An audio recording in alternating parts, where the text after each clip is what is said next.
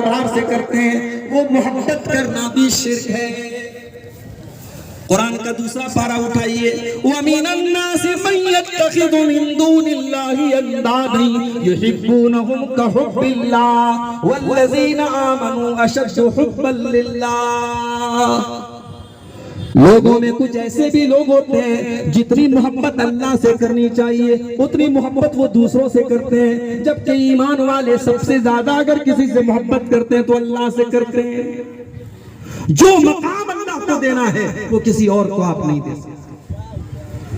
अभी कल मेरा प्रोग्राम था लखनऊ के करीब में एक जगह पड़ती है गोंडा, और जहां मेरा प्रोग्राम था उसके आसपास में एक बहुत बड़ी मजार है, बहुत बड़ी कब्र है। एक बुजुर्ग की वारिस अली शाह की कब्र है, और उस मजार को, उस मकबरे को कहा जाता है देवा शरीफ।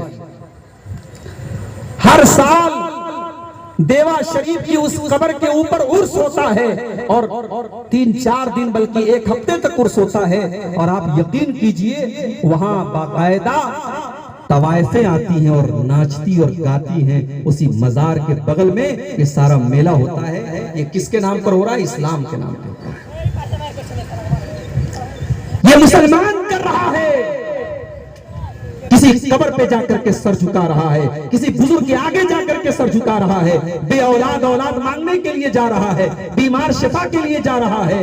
कितनी लड़कियां हैं, कितनी औरतें हैं, उनको कहा जाता है साहब इनके ऊपर जिन्नात सवार है, और वो इलाज के लिए उन कब्रों और मजारों पे जा रहा है।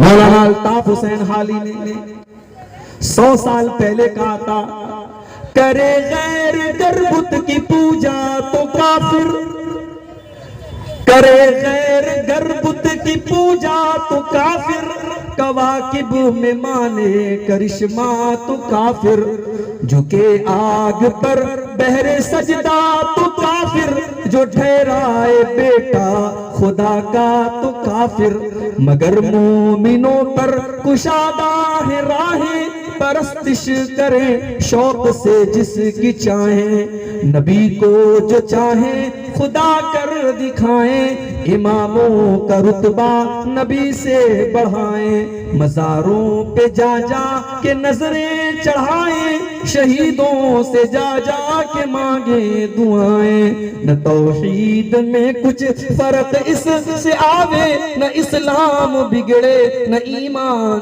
जावे। मुसलमान तावीज पहन रहा है तब भी पक्का मुसलमान है। मुसलमान कब्र पे जाके सजदा कर रहा है तब भी पक्का मुसलमान है। अपने बच्चे के सर पे हाथ रख के बच्चे की कसम खा रहा है तब भी पक्का मुसलमान है। मेरे भाइयों, अगर कोई चीज शिर्क है तो चाहे वो हिंदू करे, चाहे वो ईसाई करे, चाहे वो मुसलमान करे, शिर्क है तो वो शिर्क ही रहेगी। मुसलमान के करने से शिर्क तौहीद नहीं बन जाएगा और वो चीज सही नहीं हो जाएगी। मुझे मालूम है आपकी शेरशाबादी बिरादरी अल्हम्दुलिल्लाह 100% किताब व सुन्नत पर चलने वाली बिरादरी, ये पूरी कौम अहले हदीस कौम है। मगर आपके इसी सीमांचल के इलाके में और आपकी इसी कौम के अंदर जहालत कह लीजिए, अज्ञानता कह लीजिए, उलमा से दूरी कह लीजिए, बहुत सारे हमारे भाई और बहनें आज शिर्किया अमल करते हैं। बच्चों के गले में तावीज भी किसी किसी घर में पहना जाता है, किसी किसी घर में मुहर्रम, किसी किसी इलाके में मुहर्रम पर ताजिया तक निकल चुका है आपके इलाके में। और बहुत सारे ऐसे काम लोग करते हैं जहालत की वजह से जो तौहीद के खिलाफ है। पहली नसीहत अल्लाह ताला की यही है कि इबादत अगर होगी तो अल्लाह शिर्क नहीं करना है। अल्लाह ताला सारे गुनाहों को माफ कर देगा, शिर्क को माफ नहीं करेगा। अल्लाह ने कुरान में ऐलान कर दिया, इन्नल्लाह ला यग़फ़िरु अन युश्रका बिही व यग़फ़िरु मा दून ज़ालिका लिमन यशा। ऐ मेरे बंदो, हम तुम्हारे सारे गुनाहों को माफ कर देंगे मगर शिर्क हम माफ नहीं कर सकते।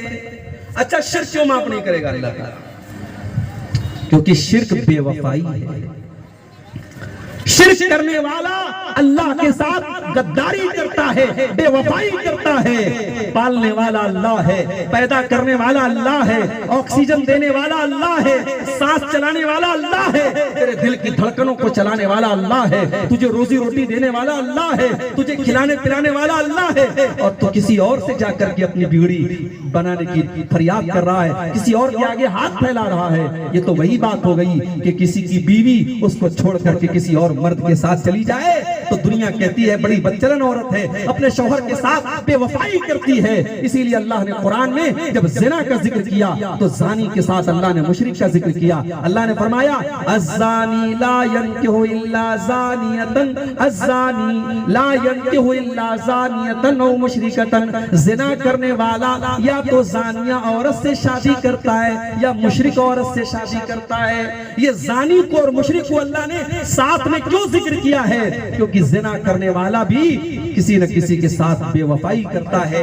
अगर वो शादीशुदा है, अगर वो औरत शादीशुदा है अपने शौहर के साथ, अगर वो मर्द शादीशुदा है तो अपनी बीवी के साथ बेवफाई कर रहा है। अगर शादी नहीं हुई है, कुंवारा है या वो लड़की कुंवारी है तो अपने होने वाले शौहर के साथ वो बेवफाई कर रही है। अल्लाह ने इसीलिए ज़ानी और मुशरिक को एक साथ जिक्र किया है कि जिस तरीके से ज़िना करने वाला बेवफाई करता है अपने होने वाले शौहर और बीवी के साथ, वैसे ही एक मुशरिक, एक शिर्क करने वाला अपने खालिक के साथ, अपने रब के साथ बेवफाई करता है। तो पहली नसीहत अल्लाह ने की कि तुम मेरे साथ किसी को शरीक मत करो।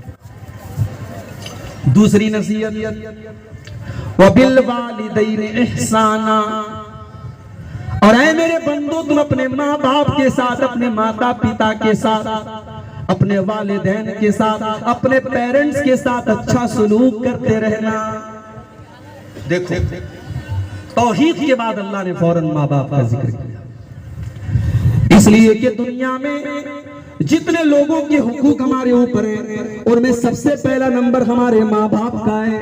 इस दुनिया में सबसे ज्यादा अगर हमारे ऊपर किसी का एहसान है तो हमारे माँ बाप का एहसान है। माँ को देखो 9 महीने अपने पेट में रखती है, 9 महीने अपने पेट में रखने की तकलीफ आपकी माँ बर्दाश्त करती है, और जब 9 महीने पूरे हो जाते हैं उस बच्चे को अपनी जान पर खेल करके, अपनी जिंदगी को दांव पे लगा करके वो माँ जन्म देती है। बच्चा पैदा हो जाता है, अल्लाह ताला ने ये सिस्टम बनाया कि उसी माँ के बदन में उसके खून जिगर को अल्लाह ताला ने बच्चे की खुराक बना दिया। वो माँ 2 साल तक अपने बच्चे को अपना खून जिगर दूध की शक्ल में पिलाती है। मेरे प्यारे साथियों, उस माँ के एहसानात को तुम कभी नहीं चुका सकते। बाप को देखो, बाप को देखो, बाप रात दिन एक करके खून पसीना एक करके आपको पालता है, आपकी माँ के ऊपर खर्च करता है, आपकी परवरिश के ऊपर खर्च करता है, आपकी पढ़ाई लिखाई के ऊपर खर्च करता है।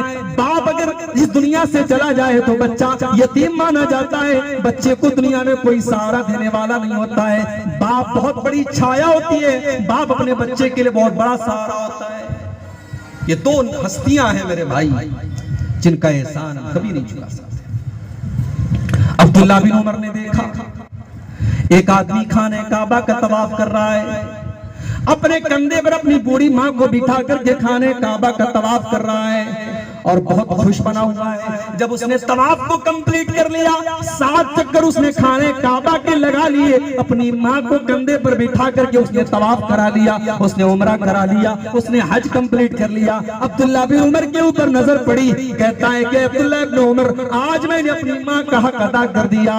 मेरी माँ ने मेरे ऊपर जो एहसानात किए थे, अब्दुल्ला बिन उमर, आज मैंने अपनी माँ के उन एहसानात को चुका दिया, आज मैंने अपनी माँ के एहसानात का बदला उतार दिया। अब्दुल्ला बिन उमर कहते हैं वला वला ज़फ़रतन मिन ज़फ़राति उम्मिका, अरे तेरी माँ ने जब तुझे जन्म दिया था, तेरी माँ के मुंह से जो चीख की आवाज निकली थी, तेरी माँ जो चिल्लाई थी, अभी तो तूने उस आवाज का भी हक अदा न किया, अभी तो तूने अपनी माँ की चीख का भी हक अदा नहीं चुका सकते। हमारा न माँ के एहसानात का बदला चुका सकते, न बाप के एहसानात का बदला चुका सकते। इसीलिए अल्लाह ताला अपनी तौहीद का ऐलान करने के बाद दूसरा हुक्म क्या दे रहा है? वबिल वालिदैन इहसाना, अपने माँ बाप के साथ मरते दम तक भलाई करते रहो।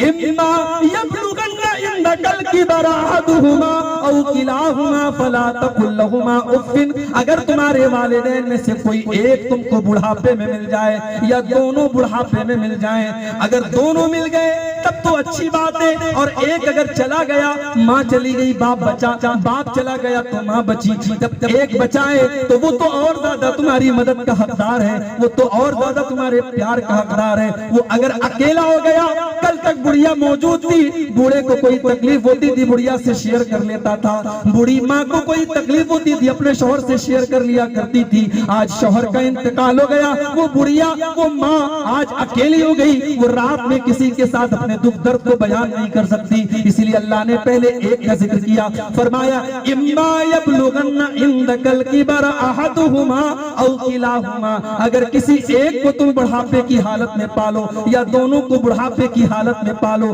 फला तकुल लहुमा उफ़्फ़िन, तो खबरदार अपनी बूढ़ी माँ को, अपने बूढ़े बाप को तुम कभी उफ भी मत कहना, उफ भी मत कहना। अरबी जबान में किसी को तकलीफ पहुंचाने के लिए सबसे हल्का अगर कोई लफ्ज है उफ है। अल्लाह ने कहा कि उफ भी मत कहना, यानी तकलीफ पहुंचाना, उनसे बदतमीजी करना, उनकी आंखों में आंसू लाना तो बड़ी दूर की बात है। तुम्हें अपनी जुबान से कोई ऐसा लफ्ज भी नहीं निकालना है जिससे तुम्हारी माँ को तकलीफ पहुंचे, तुम्हारे बाप को तकलीफ पहुंचे। यहां एक बात की और वजाहत कर देता हूं, जरूरी नहीं है हर मसले में माँ बाप सही हो, माँ बाप की जिद गलत भी हो सकती है, माँ बाप का फैसला गलत भी हो सकता है। अगर माँ बाप की कोई गलत बात है आप मत मानो मेरे भाई, उनकी हर बात मानना जरूरी नहीं है, उनकी गलत बात को आप इनकार कर सकते हो, मगर बदतमीजी करने का, उनको तकलीफ पहुंचाने की अथॉरिटी आपको नहीं है। उनकी गलत बात आप मत मानिए, लेकिन उनके साथ अच्छा सलूक करते रहिए। आपकी बीवी है, माँ की आपकी बीवी के साथ नहीं बन पा रही है, आपने बहुत मैनेज करने की कोशिश की, बहुत संभालने की कोशिश की, लेकिन माँ में और बीवी में नहीं बन पा रही है, सास और बहू में नहीं निभ पा रही, कोई मसला नहीं, आप अपनी बीवी के साथ अलग रहो, आप अपना किचन अलग कर लो, माँ के साथ अच्छा सलूक करते रहो, माँ की जरूरतों को पूरा करते रहो, माँ को कोई तकलीफ न पहुंचाओ। लेकिन जब देख लिया कि ज्वाइंट फैमिली में साथ में रहना बहुत मुश्किल है, तो कोई बात नहीं, आप अपनी बीवी का भी हक अदा करो, बीवी को अलग कर सकते हैं अलग। जरूरी नहीं है कोई, ये फर्ज नहीं है कि माँ और बीवी में नहीं निभ पा रही है, झगड़े हो रहे हैं सास और बहू के और हम जबरदस्ती दोनों की जिंदगी को आजाद बना के रखे। नहीं, बीवी का हक अपनी जगह है, माँ का हक अपनी जगह है, आप अलग अलग रहिए बीवी के साथ, आप अपना किचन अलग कर लीजिए, रिहाइश अलग कर लीजिए, लेकिन माँ के साथ अच्छा सलूक करते रहिए। अल्लाह ने फरमाया उनको उफ भी न कहना, वला तनहरहुमा, उनको कभी डांट फटकार करके उनसे बात न करना, वकुल लहुमा कौलन करीमा, और जब भी अपने माँ बाप से तुम बात करना तो बड़े अदब के साथ बात करना, बड़ी तमीज के साथ बात करना। तुमने अगर आज MBBS का एग्जाम पास कर लिया, तुम डॉक्टर बन गए, तुम्हारे माँ बाप अगर अंगूठा छाप है, तब भी उनको उनके साथ तुम्हें बदतमीजी करने की कोई अथॉरिटी नहीं है, उनके साथ तुम गलत तरीके से बात न करना। तुम डॉक्टर हो गए तब भी उनके बेटे हो, अपनी माँ के सामने जब भी जाना, अपने बाप के सामने जब भी जाना, वकुल लहुमा कौलन करीमा, उनसे बड़े पोलाइटली लहजे में, बड़ी रिस्पेक्ट के साथ, बड़े सम्मान के साथ, बड़ी नरमी के साथ बात करना। और आगे क्या फरमाया, वक़्फ़िज़ लहुमा जनाहज़्ज़ुल्लि मिनर रहमा, जिस तरीके से परिंदा आसमान से जब उतरता है, जमीन पर जब आता है तो अपने परों को समेट लेता है, अपने माँ बाप के लिए अपने परों को समेट लिया करो, यानी अपने माँ बाप के लिए अपने आप को टाइट ना बनाओ, अपने आप को हार्ड ना बनाओ। दुनिया में जितना भी नाम कमा लो, जितनी भी दौलत कमा लो, अपने माँ बाप के लिए हमेशा अपने आप को सॉफ्ट बना के रखो, अपने आप को नरम बना के रखो।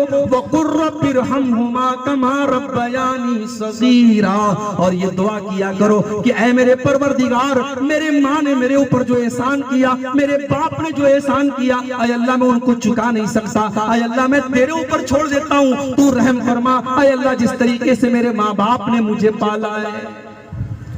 मगर आज का नौजवान तो माशाअल्लाह मोबाइल चलाने में एक्सपर्ट है, मोबाइल चलाने में एक्सपर्ट है, लेकिन अपनी माँ और बाप के मरने के बाद इस काबिल भी नहीं है कि जनाजे की नमाज खड़े होकर के अपने माँ बाप की जनाजे की नमाज पढ़ सके।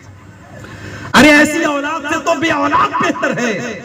अगर बाप मर गया और माँ मर गई और औलाद अगर इस काबिल भी नहीं है कि अपने माँ बाप की जनाजे की नमाज खड़ी होकर के पढ़ सके, तो ऐसी औलाद किस काम की?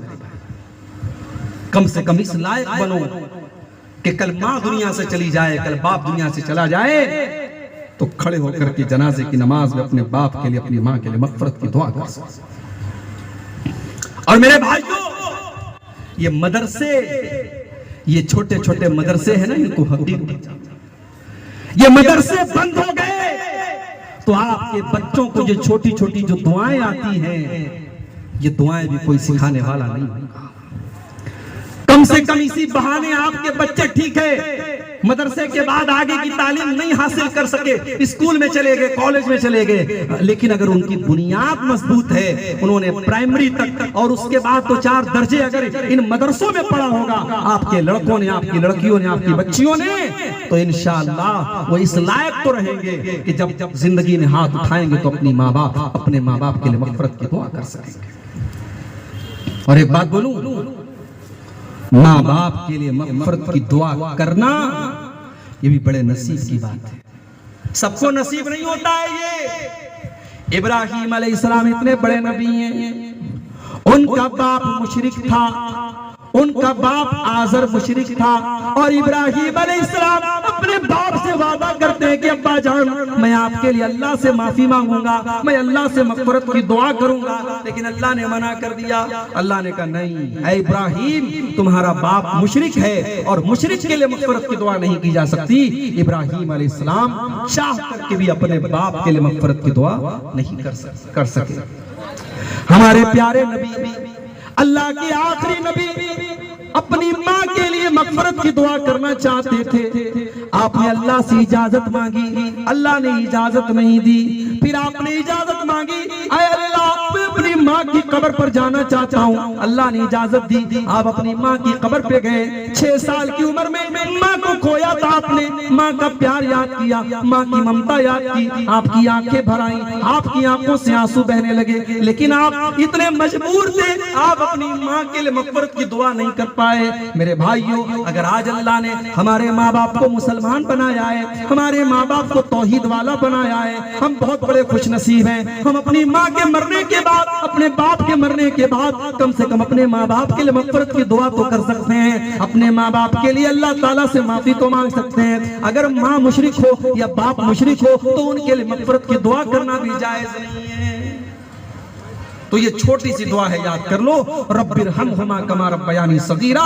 जब भी दुआ के लिए हाथ उठाया करो, ये दुआ जरूर मांगा करो, ऐ अल्लाह, मेरे माँ बाप पर रहम फरमा, जिस तरीके से बचपन में उन्होंने मुझे पाला। 2 चीजें हो गई, अब तीसरी चीज। अच्छा, तीसरी चीज बयान करने के पहले अल्लाह ताला ने बीच में एक और बात बयान। कभी कभी ऐसा भी होता है कि हम अपने माँ बाप के साथ अच्छा सलूक करते हैं, मगर माँ हमसे खुश नहीं रहती, बाप हमसे खुश नहीं रहता। हमारा दिल साफ है, हम खुश रखने की कोशिश कर रहे हैं, लेकिन माँ नहीं खुश रह रही है, बाप नहीं खुश है। उस सूरत में क्या किया जाए? अल्लाह ने इस सवाल का भी जवाब दे दिया। रब्बुकुम आलमु बिमा फी नुफूसिकुम इन तकूनु सालिहीना फइन्नहु काना लिल अव्वाबीना गफूरा। ऐ मेरे बंदो, अगर तुम्हारा दिल साफ है, अगर तुम्हारी नीयत साफ है, अगर तुम अपने माँ बाप को खुश करना चाहते हो, तुम्हारे दिल में कोई चोर नहीं है, तुम्हारे दिल में कोई खोट नहीं है, तो कोई बात नहीं, अल्लाह ताला तुमको माफ कर देगा। अगर माँ तुमसे खुश नहीं हो पा रही है, बाप तुमसे खुश नहीं हो पा रहा है, तुम अपनी तरफ से भरपूर कोशिश कर रहे हो, तो कोई बात नहीं, तुम अल्लाह ताला से माफी मांग लो, अल्लाह माफ कर देगा, उसमें तुम्हारी कोई खता नहीं है। उसके बाद तीसरा हुक्म, व आतिज़ल कुर्बा हक़्क़हु वल मिस्कीन वब्नस सबील। अपने रिश्तेदारों को उनका हक दिया करो, और गरीबों को उनका हक दिया करो, और मुसाफिरों को उनका हक दिया करो। पहले रिश्तेदार का जिक्र किया, रिश्तेदार का जिक्र किया। भाई साहब, आप बड़े दान पुण्य करने वाले हैं, मदरसे में आपने 1 लाख रुपया चंदा दे दिया, आपका सगा भाई बीमारी में मुब्तला हो गया, कैंसर जैसी बीमारी में मुब्तला हो गया, हॉस्पिटल में लाखों का खर्च है, बैंक से लोन लेकर के वो बेचारा इलाज करवा रहा है, और आपको अल्लाह ने करोड़ों नवाजा है, आप अपने भाई की मदद नहीं कर पाए। ऐसी दौलत किस आपने मदरसों में, मस्जिदों में और गरीबों को बांट दिया। अगर आपका अपना रिश्तेदार, आपका भाई, आपका भतीजा, आपका कोई करीबी रिश्तेदार है और वो अगर जरूरतमंद है तो वो सबसे ज्यादा हकदार है आपकी ज़कात का, आपके सबका खैरात का, आपके दान का। अल्लाह के नबी फरमाते हैं अस्सदक़तु अला ज़िर्रहिम सिंतान सदक़तुन वसिलतुन। अगर अपने रिश्तेदार को ज़कात दोगे, अपने रिश्तेदार को सदका दोगे तो डबल सवाब मिलेगा, ज़कात का भी सवाब मिलेगा, सदका का भी सवाब मिलेगा, और रिश्तेदार के साथ रिश्ता जोड़ने का भी सवाब मिलेगा। आपके माल में रिश्तेदार का भी हक है मेरे भाई। इसलिए जब मदद करो तो रिश्तेदारों को खास तौर से तरजीह दो कि आपके रिश्तेदारों में कौन जरूरतमंद है। उसके बाद फरमाया वल मसाकीन, और गरीबों की मदद करो, वबन सबील, और जो मुसाफिर बन करके तुम्हारे घर पे आया है, मेहमान बन के घर पे आया है, उस मेहमान की इज्जत करो, उस मुसाफिर को अगर मदद की जरूरत है उसकी मदद करो। यहां तक कि अगर कोई मुसाफिर आया है, जरूरतमंद है, तो आप ज़कात की रकम में से भी उसकी मदद कर सकते हैं। अल्लाह ने ज़कात के फंड्स में से भी मुसाफिर का जिक्र किया है। अगर कोई मुसाफिर है, सफर में बेचारा लुट गया, पिट गया, तो उसकी मदद आप ज़कात की रकम से भी दे सकते हैं। तो ये तीसरा हुक्म अल्लाह ने दिया कि रिश्तेदार को दो, गरीबों को दो और मिस्कीनों। चौथा हुक्म वला तुबज़िर तबज़ीरा, और ऐ मेरे बंदो तुम फजूल खर्ची न करना, तुम नाजायज जगहों पर पैसे खर्च न करना, हराम जगहों पर अपना माल खर्च न करना। यहां अल्लाह ने क्या लफ्ज इस्तेमाल किया? तबजीर। आप लोग खेती करने वाले किसान लोग हैं, आप थोड़ा अच्छे तरीके से समझेंगे इसको। तबसीर का लफ्ज बना है बज्र से, और बज्र कहते हैं बीज को। अगर आपने बीज को खेत में सही जगह डाला है तभी खेती होगी, वरना खेती नहीं होगी। अल्लाह ने माल को बीज करार दिया है। माल कोई वेस्ट चीज नहीं है, आप अपने माल को बर्बाद नहीं कर सकते, माल को सही जगह इस्तेमाल करो। इसीलिए उलमा कहते हैं कि अगर आप फजूल खर्ची करते हैं, मिसाल के तौर पर आपकी ताकत 1000 रुपए का कपड़ा पहनने की है, लेकिन आप 2000 का कपड़ा पहन रहे हैं, आपकी ताकत 1000 रुपए का खाना खाने की है, लेकिन आप 2000 का खाना खा रहे हैं, तो ये फजूल खर्ची है, ये इसराफ है। लेकिन हराम जगह पर एक पैसा भी खर्च करना ये तबजीर है, और यहाँ अल्लाह ने तबजीर करने से मना किया। फरमाया वाला तुबज़िर तबज़ीरा, नाजायज जगहों पर, हराम जगहों पर अपना माल खर्च न करना। इन्नल मुबज़्ज़िरीन कानू इख़वान शयातीन व कान शैतानु लिरब्बिही कफूरा। फजूल खर्ची करने वाले, हराम जगह पर पैसा खर्च करने वाले, शराब पर पैसा लुटाने वाले, जिना पर पैसा लुटाने वाले, लड़कियों पर नाजायज पैसा खर्च करने वाले, हराम जगहों पर पैसा खर्च करने वाले, वो शैतान के भाई। आज होता है किसी लड़की से ताल्लुक कायम हुआ, अब वो लड़की इससे कह रही मेरे मोबाइल का रिचार्ज कर दो, ये फट से रिचार्ज कर देता है। घर में छोटा भाई, छोटी बहन, उसके मोबाइल का रिचार्ज खत्म हो गया, वो 10 बार कह चुका है ये रिचार्ज नहीं करता है, और वो लड़की जिससे ताल्लुक कायम है उसने एक बार का इसने फट से रिचार्ज कर दिया। क्यों? क्योंकि यहाँ गलत ताल्लुक है या नाजायज ताल्लुक है। हराम जगह पर एक पैसा भी खर्च करना ये तबजीर है, और अल्लाह ने कहा कि तबजीर करने वाले शैतान। ये माल हमारा नहीं है मेरे भाई, ये माल अल्लाह हमें इस्तेमाल करने के लिए मिला है। ये माल हमारी प्रॉपर्टी नहीं है, ये अल्लाह की प्रॉपर्टी है। ये माल अल्लाह ने हमें इस्तेमाल करने के लिए दिया है। इसीलिए क़यामत के दिन 5 सवालों का जवाब दिए बगैर हम कामयाब नहीं हो सकते। उन 5 सवालों में ये सवाल भी किया जाएगा, वअन मालिही मिन ऐन इक्तसबहु व फीमा अनफक़हु, तूने माल कहां से कमाया था और कहां खर्च किया था, कहां से कमाया, आपका सोर्स ऑफ इनकम क्या था, और आपने कहां खर्च किया, आपको उसका भी हिसाब देना है। माल आप ये समझ करके खर्च ना करें हम आजाद हैं, जहां चाहे वहां खर्च कर सकते हैं। माल के खर्च का भी हिसाब आपको अल्लाह क्या देना। तो 4 चीजें हो गई। अब उसके बाद 5वीं चीज, आपके घर पे कोई आया, मदरसे के लिए आया, मस्जिद के लिए आया, कोई गरीब आया, कोई साइल आया, कोई यतीम आया। अभी आपके पास पैसा नहीं है, आप